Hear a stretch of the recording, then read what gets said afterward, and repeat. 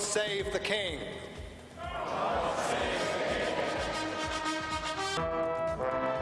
Tonight on DC News Now at 9, Parliament swears its allegiance to a new king following the death of beloved monarch Queen Elizabeth II.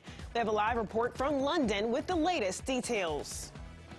And Prince George's County curfew is in full effect for minors across the region. What local officials have to say, your news starts right now. But first, here's meteorologist Scott Sumner. All right, Michaela, I'll tell you what, we have rain that is falling light at that across the area, especially out towards the west, and that rain will overspread the entire region, and we'll have to watch out for some flooding. Now, let's take a look at that rain and where it is specifically, as you'll see with our latest radar picture on our Lynx 2 system. There it is, and you can see it is currently out across the mountains and overriding and overspreading portions of I-81. Already down towards the south and portions of North Carolina. Heavy rain creating some flash flood warnings down that way. So that's why I'm saying we'll need to take note of what is going to occur overnight tonight and into tomorrow, because the rain does return this evening and high tide flooding is also possible overnight tonight. Isolated flooding the next 2 days, and well, we'll see some improvement in our overall weather by Tuesday. We'll get into that with the 7-day forecast coming up in a bit. Kayla. Good evening and welcome to DC News Now at 9. I'm Michaela Newton. We begin with our top story, which has dominated headlines for the past 3 days, the death of Britain's longest reigning monarch, Queen Elizabeth II. Here's a live look at Buckingham Palace as crowds continue to gather to mourn the loss of Queen Elizabeth. But as we come on the air this evening, we're finally getting more details about her funeral arrangements, which were carefully planned. The Associated Press is reporting the state funeral will be held on September 19th and will be open to the public. But as we go on the air, we're also getting more information into the moments immediately following the death of the Queen. There is a strict protocol once the monarch dies, but after the Prime Minister was notified, Liz Truss had to inform the media. Now, people might have gotten a hint that the Queen had passed because the BBC's logo went black at the BBC headquarters in London, as well as at ITV News. An alarm bell sounded. It alerted staff of the monarch's death, and the anchors were immediately required to change into black clothing, which was kept on hand for the occasion. But earlier, a 96-gun salute sounded through the UK and across the Commonwealth countries, honoring the Queen as the longest reigning British sovereign.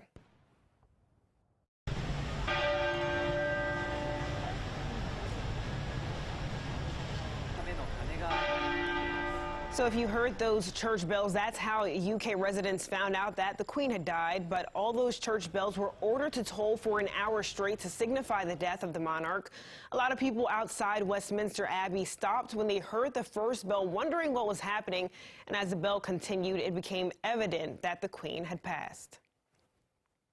And mourners are gathering at the British Embassy here in D.C. following the news of the Queen's death. But people are even being invited inside to sign condolence books. But almost immediately after the news broke that the Queen had died on Thursday afternoon is when a crowd started gathering. People from across the metro area and around the world are coming to pay their respects. But even though most coming to the embassy are not members of the Commonwealth, they say the Queen has had a lasting impact on them. Inside, members of the British military stand guard as the public writes personal messages in 3 condolence books. And one woman from Alexandria told us that she wanted to show the British people what affection she has for the Queen and the royal family. Take a listen. Like my own grandmother, I grew up in Germany, and she was like the British grandmother to all of us. And so I wanted to show respect and to honor her. Well, I thought it would be nice to come by, leave a little note, and be part of the remembrance, if you will. Now, the public condolence books are closed for the weekend, but they will reopen on Monday from 9 a.m. to 5 p.m. Well, in 2007, Queen Elizabeth II visited Virginia to commemorate the founding of Colony 400 years earlier. But during her visit, she stopped at Richmond to meet with then-Governor Tim Kaine. However, one lucky girl who's now a woman, she got to meet Her Majesty as well. Our sister station in Richmond has a story. the longest reigning British monarch with local ties right here in Richmond. Prince Philip came over to me and he asked me if I would like to give those flowers to the Queen, and I said yes, and he picked me up over the fence and I walked up to the Queen and Governor Kane at the time, and he introduced me to the Queen of England, and I handed her the flowers and she said, "You're so kind." That's Haley Hassett, and here she is in 2007, gifting the now passed Queen Elizabeth II. Well, as the world says goodbye to the second Elizabethan age, a transition of power is underway. While the world mourns the passing of Queen Elizabeth II, her son, King Charles III, is moving into a new role that he's prepared decades for. Now, Katie Corrado from our sister station, Pix 11, joins us now live from Windsor Castle with more. Katie, what can you tell us?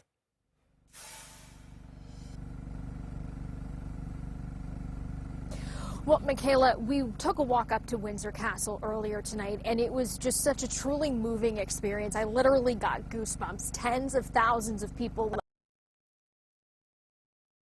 and written cards and notes. Children left drawings. One in particular that was really cute was of the Queen's corgis, which she had so many during her 7-decade reign.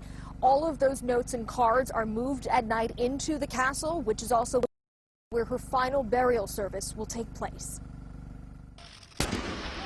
A gun salute as King Charles III was officially pronounced king at an Ascension Council at St. James Palace in London this morning. The Prince Charles Philip Arthur George is now, by the death of our late sovereign of happy memory, become our only lawful and rightful liege lord. King Charles III, accompanied by Queen Consort Camilla and Prince William, addressed the council, echoing his message that he will continue the work of Queen Elizabeth II following her unprecedented 70-year reign. I shall strive to follow the inspiring example I have been set in upholding constitutional government and to seek the peace, harmony and prosperity of the peoples of these islands. Crowds gathered at Buckingham Palace cheering for the king, but also to pay tribute to Queen Elizabeth, leaving flowers and messages. Just to pay our condolence. I mean, she's not the Queen of United Kingdom, but she's the Queen of our hearts. Just to pay our respects to the Queen and to lay some flowers and really kind of just join in with the atmosphere and be with everyone who feels the same. The people gathered and remembered the Queen in Balmoral as well. It took a while to sink in, as most big news does, but it's, yeah, very somber. Devastated, to be honest, is probably the only word I could use. Put some flowers down and to just to pay respects and yeah, to say thank you. Late this afternoon, members of the royal family toured the tributes dedicated to the Queen. Prince William and Kate were joined by Prince Harry and Meghan outside Windsor Castle.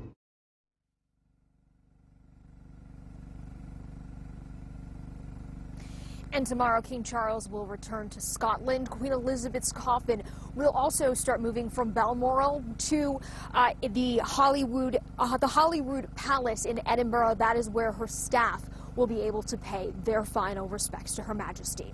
Reporting live outside of Windsor Castle in Windsor, England, I'm Katie Corrado. Michaela, back to you. All right, Katie, thanks so much for that report. We'll continue to follow those developments.